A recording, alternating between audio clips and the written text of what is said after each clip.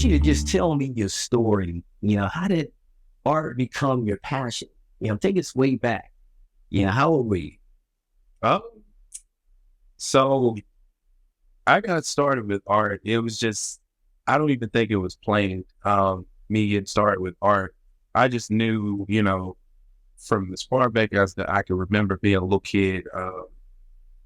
My mom's big on education. So after I was born, that was the piece of advice the doctor gave her. Just like, make sure he gets the best education you can provide. So when it came time for me to start school, um, that was the thing. She wanted me to attend normal classes. She knew I was going to college, and just at home, even prior to me starting school, being able to read, stuff like that.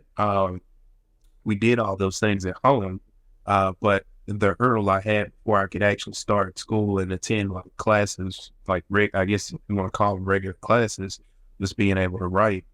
And so between my mom and my grandma, they came up with the idea for using coloring books. Uh, so I was also a patient at Scottish Rite. So we checked out some videos from the hospital, uh, and there were other patients in those videos, and I just got a chance to see how they figured out how to do things. And there is one girl, her name is Peaches, and I remember her watching her video. She's an artist. She would sculpt and draw and stuff like that. She was going out without her arms, and she would do it with her feet.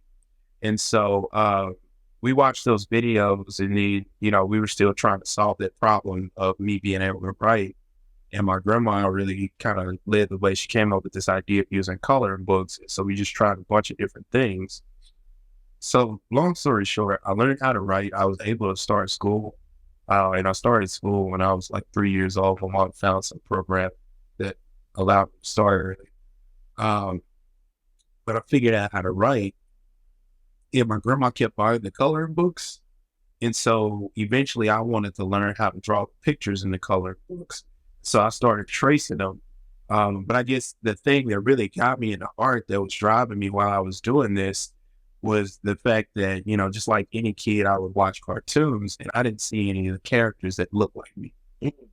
And so I was like, okay, well, if there are no heroes in these shows or comic books or anything that are born like me, then, I want to create those characters. I want to be able to tell those stories. And so I had to learn how to draw, and that's where I got the tracing and the coloring books that my grandma would buy for me. And then when I was about 5, 6, I was just sitting at home watching TV, and I drew one of the cartoon characters off the TV while I was watching TV. And I showed my grandma, and she was like, "You traced that?" And I was like, "No." So it just kind of turned into a thing. She would give me stuff to draw around the house. Um, but I think earlier on, I was interested in animation, and I just wanted to figure out how to, be able to make characters and tell stories about people like me. And I feel like looking back at it retrospectively, the closest thing I probably had as a kid to, being able to see myself reflected in that sort of medium was the X-Men, because you had Nightcrawler. And the way his hands and feet are, that's actually another condition I found out later on. That one is more so genetic, I believe. There are people born like that, but just the whole concept of the X-Men and the way people reacted to them in society and things like that, that was as close as I had. So I wanted to just learn how to create my own character so I could tell that story or tell my story. And that's just kind of what got me into art, learning how to draw. And then from there, it went beyond cartoons. I got into other things, as I got older, the rest of it, it's kind of like history at Yeah. this point. Now, how did your peers respond? Because they say kids can be cruel, right? So when you first entered into grade school, how did they respond to you? And then would you say that your artwork kind of helped earn your respect? So I would say I remember my earliest friend, the guy I used to hang out with, he was in a wheelchair. Uh, and we used to talk about stuff a lot, but there was always that initial I guess, hurdle that I would have to overcome when I would enter like a new space. And my mom was really good about preparing me for it. Because earlier on I was really shy about the way I was born. So I would try to hide my hands, or I would try to like do stuff really quick so people couldn't, see my hands. And then you do have people that talk about you and, say things about you. But I just learned earlier on to really focus on doing the things that I love to do and just really just being a kid. And so I would always have to overcome that hurdle. But I do think once I really got more into my art, a lot of times, when I would run into those things, as I got older, it's a new grade, a new class or whatever, you see this kid with no hands, but it's like, oh my God, he can draw. Like, how did you do that? They earn their respect. Yeah, it just kind of turned into a thing that would start the conversation. And then also too, instead of getting upset about it when people would stare, point, whisper, things like that, my mom taught me earlier on, just let them ask. Either let them ask or smile and wave at them, make it as awkward as possible, so you get it out the way or whatever. And I think as I got older, I started to develop, you get more clever about things or whatever, and just being comfortable with it. And the thing that really got me, I was trying out for soccer when I was about 6 or 7. And I was trying to try out for the team with my hands in my pockets. And I couldn't run as fast as I normally would because I wasn't, using my arms. So I'm sitting up here at soccer tryouts because I'm worried about what the other kids are going to say. And she just kind of pulled me to the side. She's like, stop doing it because you're holding yourself back. Mm-hmm. And so I think that was a pivotal moment for me in childhood that just really kind of, you know what? I am the way that I am. Some people are going to be taken aback by it, but I create space for them to, if they want to ask questions, they will. If not, I'm still going to be myself, And I think through doing that, your personality, and this is not even just for me, I think this is in general, your personality overshines, my appearance or the way that I was born, or the fact that I didn't have hands. Now, you said your mom helped prepare you. Mm-hmm. How did she help prepare you? So how did my mom help prepare me? Too many ways. I think earlier on, she would always go like the first day of school, and that was more so for her to observe the teachers because she didn't want them treating me any different. Because she knew how things worked at home. He can wash dishes, he can fold clothes, don't cut them in slack, and so there was that preparation. There was always a conversation with teachers until I got to about middle school, and I was like, sure, have to do all of it. But you get cool around middle school, the whole popularity thing. But she would always do that in elementary. And then too, there were conversations that her and I would have like just one-on-one, where we would actually, she would ask me like, what are you struggling with? What do you need help with? And it was more so like us talking through solving those problems constantly.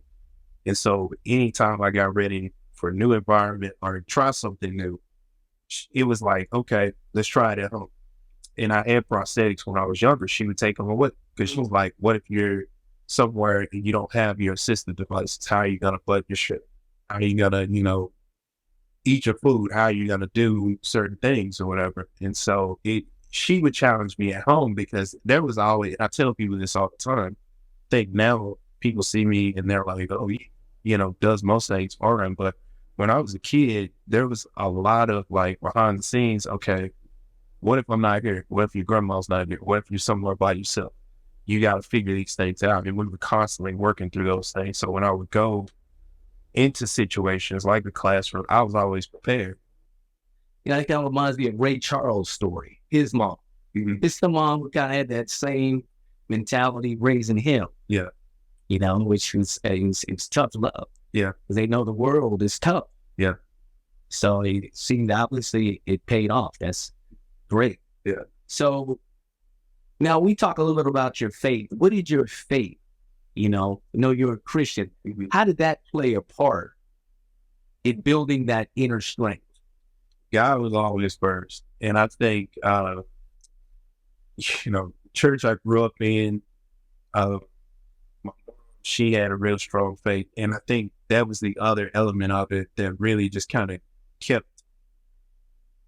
kept us where we needed to be, as I was working through challenges and things like that. And so I think about it in my adult life, like as a parent, like what are the things she was up praying about at night and she was worried about? Uh, because I could only imagine. And she always would remind me or lead with the fact that, God does not make mistakes. He puts people here for a reason and he'll make a way for them. He's going to make a way for us. And no matter the situation we were ever in, she was adamant about that, even until she passed away. She had a battle with ALS, and towards the end, she was losing her mobility and her ability to raise her arms, got hard to breathe, but she still had a smile on her face. Even the last few moments, spent with her, she told me she liked my hair, and then she was just like, "You'll be all right." And she smiled and gave me a thumbs up. But I look at that, Praise God. that is like her, she just had this unwavering faith growing up.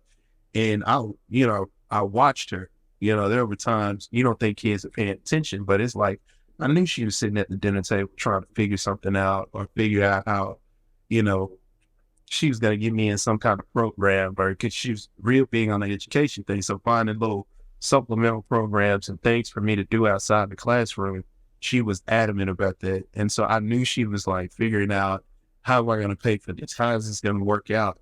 And, just watching her having that faith, it was just like, well, we'll go for it. And I trust that God is going to make a way. And sure enough, that's what always happened. And I remember the summer arts program at the South Dallas Culture Center. I don't know how she found that program, uh, but she took me up there, and I don't know if you had to sign up for it, register for it, something like that. But I don't know how I got connected with that. But she found that program, and it's just like, that opened uh, a whole new world for me in terms of being able to explore other forms of creativity, not just drawing or whatever, which is what I was doing when I was younger, but learning how to paint, learning how to write, theater, create music, and all of it centered around African American history. Um, and so she, I don't know how she found Miss Vicky. It tells about Miss Vicky, because it's Vicky Meeks, right? And you called her, I mentioned her name to you, said, "Oh, Mama Meeks." Yeah, we call her Mama Vicky. Wow. And just as a kid, it's like she had all these kids from like South Dallas. I was from Pleasant Grove. But I mean, the rest of my family was from South Dallas area. But she had all these kids in hood, basically. But even far back, as far as I can remember, being as young as I was, she was just one of those adults that she commanded attention, because you knew she wasn't coming to play, but it was in a loving way. She wanted to pull out the best in us. She wanted to teach us, which she did in the staff in our program. They were always good about putting together a curriculum for us to really learn about not only African American history, but some of the history in Dallas and the city and state of Texas and things like that. But then giving us avenues and pushing us to really explore different art forms. So I get there and I'm like, oh, I just want to draw. And she's like, no, you have creative writing. You need to learn how to write poetry. You need to learn how to be expressive. Okay, I'm writing, but why am I taking theater? Because that's another form of expression, and all of these things have an aesthetic, and they can feed into what you're doing or whatever your specialty may be. If you want to draw, if you want to paint, or if you want to do photography, having at least some experience with those other things gives you more of a view of what it is you're trying to focus on. I think the South Dallas Cultural Center was an important program for me, and I think that program is important for kids because it connects us with other kids in that neighborhood, in that community. So we became like this little cohort, and it gave us somewhere to go over the summers for me. I mean, there was a program that went on through the school year, but I only went there in the summer. But it gave me somewhere to go to where I would look forward to seeing my friends, and then also learning something new about African American history, about African American history in the city of Dallas, and then also tying that history into us exploring different art forms. So teaching us how to understand the history and apply it and be expressive. And then, all of that kind of culminates into us being able to grow up and think about where we want to go, like how we're going to move the needle forward coming from, South Dallas. So like for me, coming from Pleasant Grove, like just because I'm from there, that doesn't mean I need to limit myself to where I can go in life. And I think that program was one of those places that was pivotal, along with Ms. Vicky. She's still one of my mentors to this day. And the instructors we had there, they would always push us to understand that the world was bigger than where we were. And so I think that's why that program is so important. Now, what was that first, I'd say, artwork? That first drawing or painting that you knew you had this gift? So I started painting probably when I was in middle school. So about 7th grade. And really, it was just, I had spent a couple summers at the cultural center. And so we got into like figure drawing with charcoal and things like that. Mr. Gillespie, who I work with now, he's still kind of like a mentor. He and his wife, Valerie, have been kind of helping me with my art career now. But he was one of my earliest instructors. So he taught us a lot about figure drawing, using charcoal and things like that. And then he would take us to paint murals. And then when I got to middle school, Bob Ross would be on TV, because it's like during the school year, I wouldn't have the program. So I found Bob Ross. I would rip the cardboard flaps off of the boxes in the garage and turn my mom's dinner chairs into easels. And really just, she got me like an acrylic starter set. And she's like, I know this keep you busy.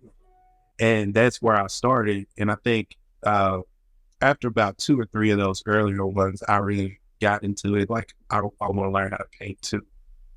So that was at my earliest, but then I stopped after high school, and I picked up I had my first oil painting class my junior year of college. And, it's different from acrylics, because acrylics, I liked it, but I always felt like I had to finish the painting like in 10 minutes. Well, with oils, I could think my way through the paintings because they don't dry fast. And so the first painting I really did that I felt like, okay, I really like this, is my largest painting. It was a painting of Aaliyah. And it was the largest painting I had done up until that point. And it wasn't necessarily the drawing of her, but it was the mixing of the colors, which was something I never would have thought about required so much attention to detail. There were colors in that painting. I spent like 20 or 30 minutes just mixing the paint to get it the color I wanted. So my mom took that painting. She actually entered it into a City of Dallas art competition. And I didn't sign the front of it, because this was the first painting. I was like, okay, this is it. I don't touch it. It was done. And I was like, I don't do anything else to it. And so she was so worried about somebody stealing that painting that she wrote my name in pen down the side. And I ended up getting third. That was the only time I was mad at it. I ended up getting third place. And I was like, it's because you wrote my name on the painting. Now, how old were you at that time? Junior, I was probably like 19. 18, 19. So I guess that right there boosts your self-esteem. So I'm sure you got some really good feedback. Third place, that's great. So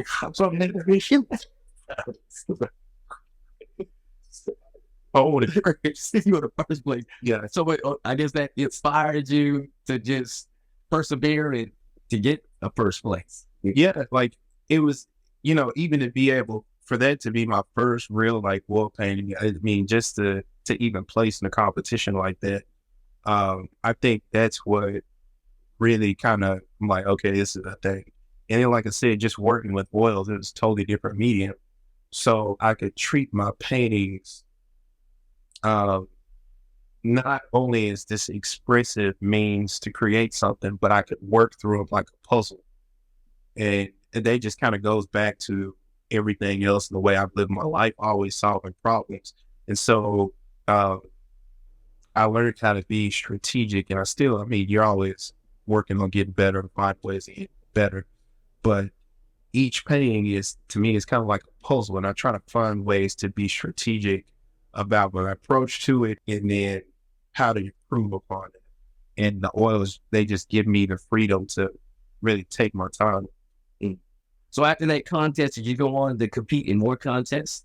After that competition, I think I did like a couple more while I was at college, but then I got really into computer graphics and animation. And so I started doing more of that. And then I was looking for a job after my first professional job after I finished my graduate program. And at the same time, I was working on like this 3D model. And Now, where'd you go to school at? I went to University of Texas at Dallas. And so UT's little nerdy cousin, or as my friend that still works there, he likes to call it the MIT of the South. Okay. Yeah.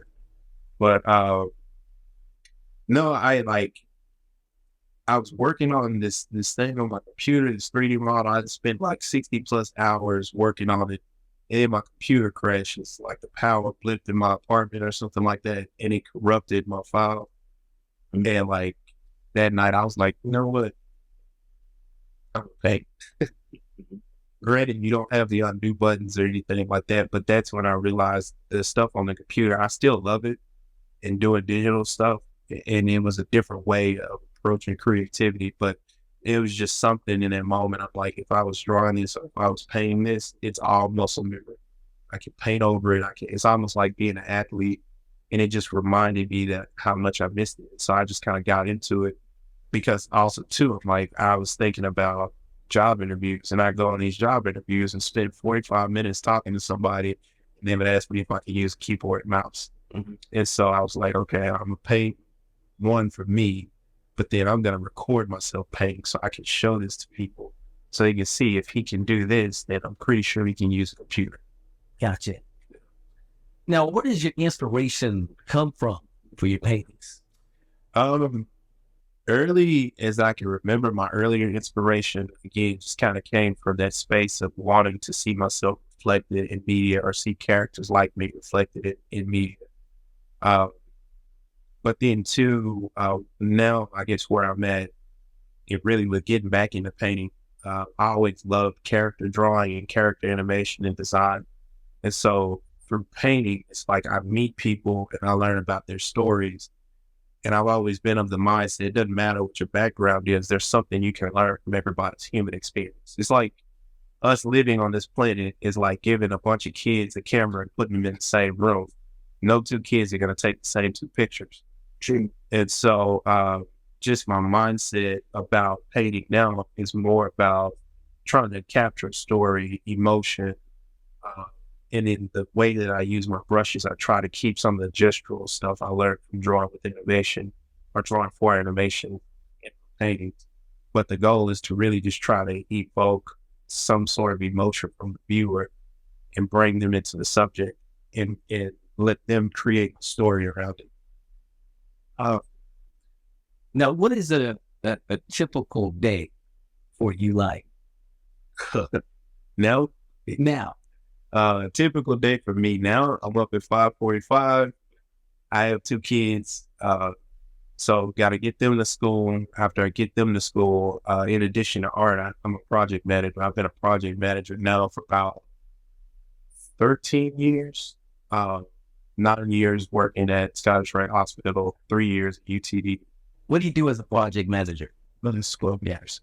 As a project manager, I manage healthcare infrastructure, IT infrastructure projects. And so that's stuff behind the walls, stuff that goes on the computers and stuff that are used in different areas. Uh, I work with our facilities team to build out new areas. So uh, the Scottish Rite campus in Frisco, that was to me, one of my hugest accomplishments because for being a patient, being able to work on a facility like that and make sure the technology that the providers use is delivered so they can treat patients. Uh, that's one of my personal greatest accomplishments today.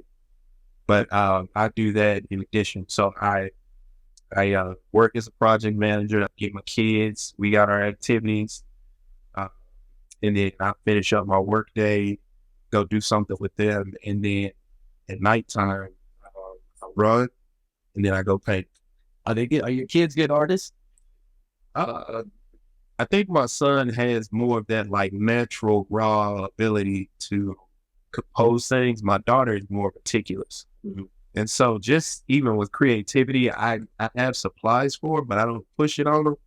I let them ask questions. And if they're curious about it, hey, I'll just grab something and hop in and we'll do it together. I've given them little projects to do or things like that. So just kind of make it fun. And, if one of them gets serious about it, then it's like, we'll take it to another level. So.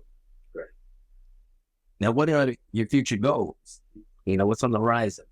So in 2016, I tried to start my own business, Art Without Obstacles, because I do do a lot of like public speaking and I like working with kids and, trying to encourage them at schools and stuff like that, because if they have something they're passionate about or serious about, make sure they stay focused on that. And they just kind of fan the flames in those areas so they can grow into something, doing something that they love. So I wanted to start a business to where I could do that and also sell my art to raise money for different charities and nonprofit organizations around the city of Dallas. So I kind of shelved it. And now I think where I'm at with some of the experiences that I've had over the past few years, I'm looking to revisit it, relaunch it, and that's the goal by the end of the year. So, without obstacles. What encouragement would you have to those who, maybe haven't found their God-given purpose, or maybe be pursuing it, but they're running into challenges. They feel like giving up. Maybe they have a lot of obstacles in front of them. What advice, words of wisdom, just from your own experience, would you give to them? If you're trying to figure out what your talent is or what that thing is that you're good at, a lot of times I think we can overthink that, right? We think it has to be one thing. Because I know earlier on, I was like, well, no, all I know how to do is draw, right? But even with that, at the same time, and I'm going back to when I was in graduate school, I got stuck in one of the classes and I'm like, I don't think I can overcome this hurdle or I can do this thing. But then also too, I started to realize, and a lot of times, again, it's, discovering what that thing is. It may not be obvious, but as you're progressing through life, a lot of times people have skills that they don't realize are skills, or things that they're developing that they don't realize are developing. And those things may be the things that are second nature or that you just naturally downplay because, you're like, I don't know how I can, use that or leverage that or turn that into something that I do. But even small things like being able to communicate with people, that's a gift. That's a talent everybody doesn't have. And so I think you have to make space and just really sometimes sit down and think about, what am I naturally good at that I may not be aware of? It can be something simple as solving problems. Maybe you're really good at putting puzzles together, but there's some way about the way your gears are turning in your brain that they don't work. It doesn't work the same way as somebody else. And so there's value to that. And so I would encourage anybody who doesn't know just to really sit down and take an inventory and maybe ask the people that they're closest to or one person that you're really close to what your natural strengths are. And then when you get that feedback, you can really start to own those things.